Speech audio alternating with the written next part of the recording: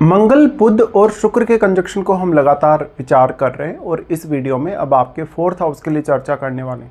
मान लो आपका लगन चार्ट कैसा भी चार्ट है या कोई भी आपका लगन है, फिर भी आपके 4th हाउस में अगर मंगल, शुक्र या बुध का कंजक्शन बनेगा तो इस कंजक्शन के जो ओवरऑल प्रभाव होंगे वो आपकी लाइफ के लिए कैसे हो सकते हैं।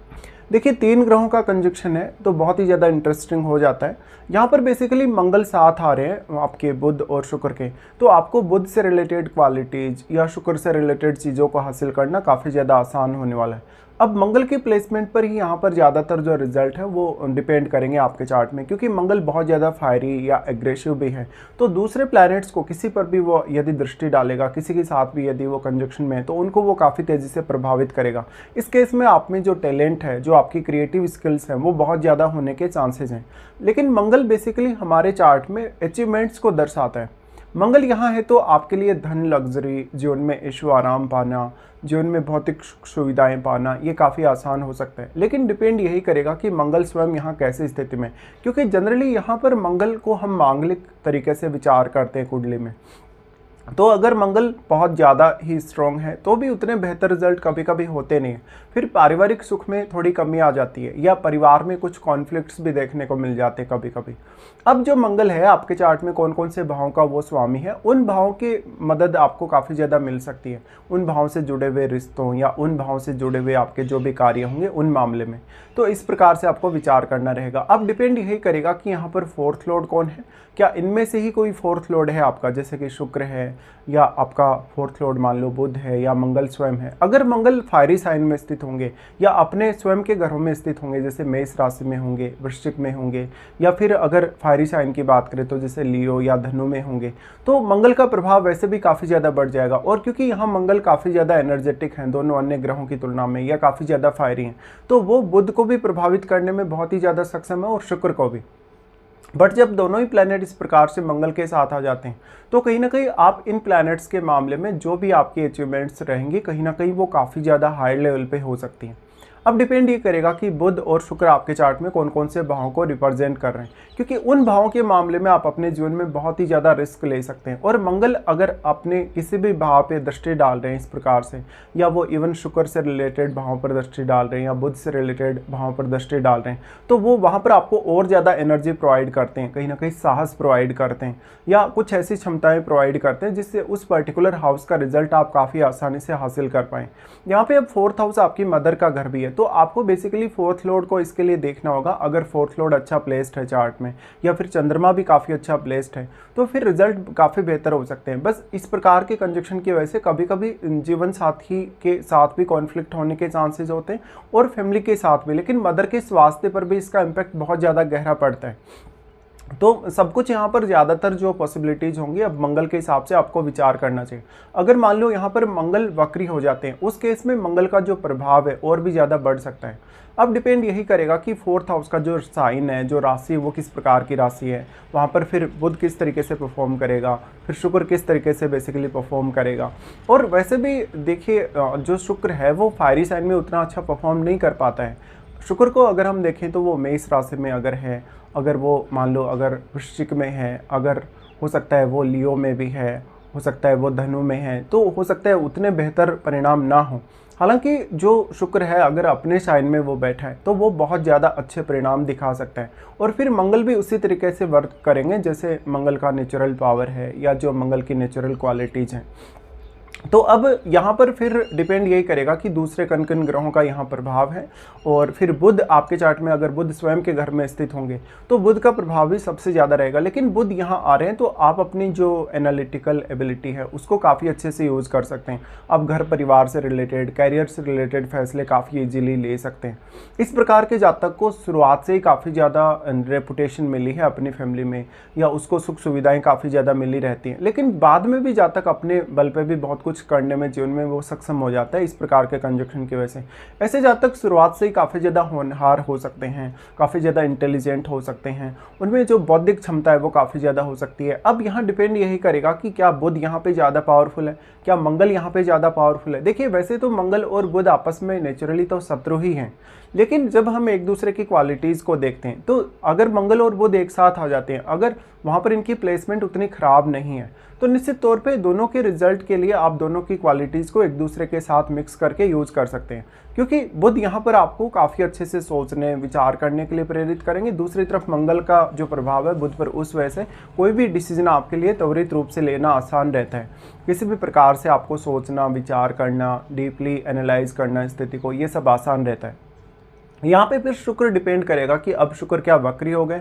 देखिए, अगर शुक्र वक्री हो गए उस केस में शुक्र का प्रभाव जरूर कम होगा, और अगर बुध भी वक्री हो जाएंगे तो बुध का प्रभाव भी कम हो जाएगा। तो फिर आपकी जो कहीं ना कहीं कम्युनिकेशन की एबिलिटी है उस पर प्रभाव पड़ सकता है। इस प्रकार का जातक अब जितने अच्छे रिलेशन अपने फैमिली के साथ रखेगा उतना ही अच्छा उसका कैरियर हो सकता है, उतने ही अच्छे उसका जैसे पारिवारिक जीवन है या जीवन साथी के साथ उसका रिलेशन है वो हो सकता है। अब डिपेंड ये करेगा कि मंगल आपके चार्ट में जिन जिन भावों को रिप्रेजेंट कर रहे हैं उन भावों के मामले में मंगल आपको बेहद यहाँ सपोर्ट करने वाले हैं, या उन भावों से आपको काफ़ी कुछ हासिल होने के चांसेस हैं।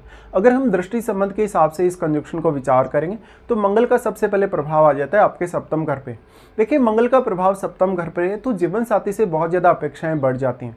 जीवन साथी के आपकी लाइफ में आने या आपके मैरिज होने के बाद आपका कैरियर और आपके फाइनेंशियल कंडीशन में काफ़ी सारे उतार चढ़ाव आ सकते हैं। अगर शुक्र यहाँ पे बहुत ही अच्छा प्लेस्ड है तो जीवन साथी आपको मैरिज होने के बाद बहुत ज़्यादा सपोर्ट कर सकता है या आपका बहुत ज़्यादा साथ दे सकता है। बेसिकली हम मंगल शुक्र को उतना अच्छा कंजक्शन मानते नहीं है, लेकिन फोर्थ हाउस में ये कंजक्शन आपको धन संपत्ति, ऐशो आराम या भौतिक सुख सुविधाएं काफ़ी ज़्यादा दे सकता है। और उसी हिसाब से फिर जब आपको ये सब मिलने लग जाता है तो आपकी अपेक्षाएं भी उतनी ही ज़्यादा हायर साइड पे चली जाती हैं कहीं ना कहीं।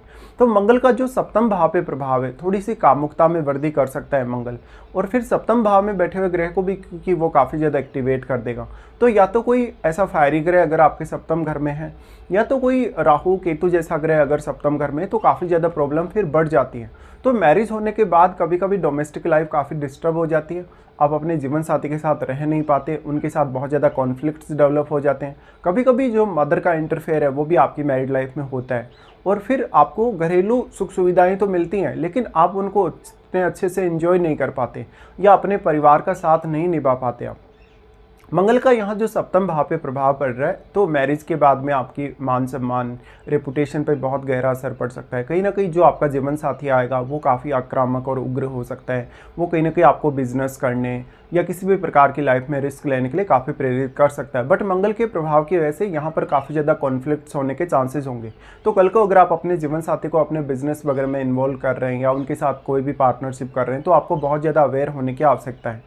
फिर इनका तीनों का ही प्रभाव आपके 10th हाउस पे होगा, और ये प्रभाव आपके लिए सबसे ज़्यादा अच्छा साबित हो सकता है क्योंकि यहाँ मंगल की दृष्टि है साथ में इनके। तो इन ग्रहों से रिलेटेड क्वालिटीज़ का प्रयोग करके आप अपने कैरियर में बहुत ही अच्छा परफॉर्म कर सकते हैं। भले ही आपका कैरियर किसी भी फील्ड से रिलेटेड है, लेकिन जब बुध का प्रभाव पड़ रहा है मंगल के साथ ही 10th हाउस में, तो आप अपने कम्युनिकेशन को या अपनी जो भी एबिलिटीज़ है उनको बहुत ही बेहतर तरीके से यूज़ कर सकते हो। इसके साथ साथ आपका जो घरेलू मामले हैं उनमें जितने ज़्यादा आपके निर्णय बेहतर होंगे उतना ही ज़्यादा आपकी जो परफॉर्मेंस है अपने कैरियर में उसके भी बेहतर होने के चांसेस होंगे।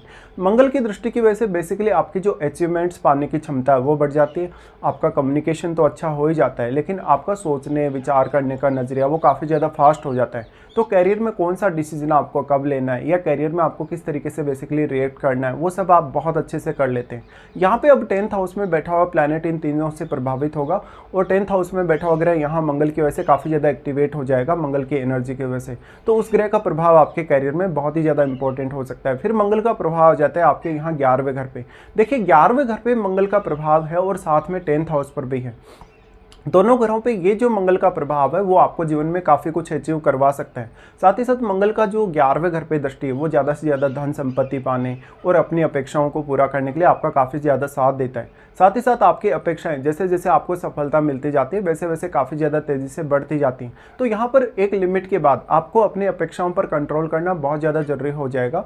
इसके साथ साथ जैसा आपका वैवाहिक जीवन होगा, जैसा आपका डोमेस्टिक इन्वायरमेंट होगा, कहीं ना कहीं जितना ज़्यादा आप कंफर्टेबल रहेंगे उतना ही ज़्यादा आप जीवन में कुछ अचीवमेंट्स पाने के लिए आगे बढ़ सकते हो। तो इस प्रकार के कंजक्शन का बहुत ही बड़ा रोल होगा आपके कैरियर, आपकी फाइनेंशियल कंडीशन और बाकी कुछ अन्य मामलों में।